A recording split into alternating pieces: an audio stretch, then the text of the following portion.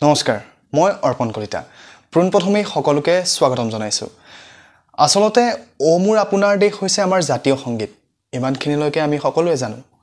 কিন্তু ইয়াৰ লগত জড়িত এনে কিছুমান তথ্য আছে যিসমূহ আমি সকলোৱে নাজানো। কিন্তু সেইসমূহ জনাটো অতি দৰকাৰ। কিয়নো সেই তথ্যসমূহ আমাৰ যিসমূহ কম্পিটিটিভ এক্সাম আছে অসমৰ সৈতে জড়িত, সেই পৰীক্ষাসমূহত সঘনাই শুনি থকা দেখিবলৈ পোৱা যায় বা কেতিয়াবা অহা দেখিবলৈ পোৱা যায়।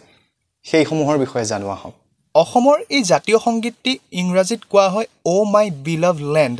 এই অসমৰ জাতীয় সংগীতটি লিখি উলিয়াইছিলে ৰসৰাজ লক্ষ্মীনাথ বেজবৰুৱাদেৱে।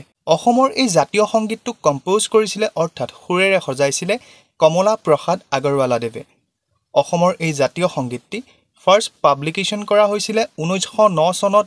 বাঁহী নামৰ যিখন আলোচনী প্ৰকাশ পাইছিলে তাত পোনপ্ৰথমবাৰৰ বাবে প্ৰকাশ কৰা হৈছিলে। অসমৰ এই জাতীয় সংগীতটি পোনপ্ৰথমবাৰৰ বাবে অফিচিয়েলভাৱে গ্ৰহণ কৰা হৈছিলে 1927 চনত অসম ছাত্ৰ সন্মিলন তেজপুৰত। পৰৱৰ্তী সময়ত 2013 চনৰ 15 ডিচেম্বৰ তাৰিখে অসম চৰকাৰৰ দ্বাৰা অসমৰ এই জাতীয় সংগীতক অফিচিয়েলি এডপশ্যন কৰা বুলি কোৱা হয়। এইখিনিতে আপোনালোকলৈ মোৰ এটা প্ৰশ্ন।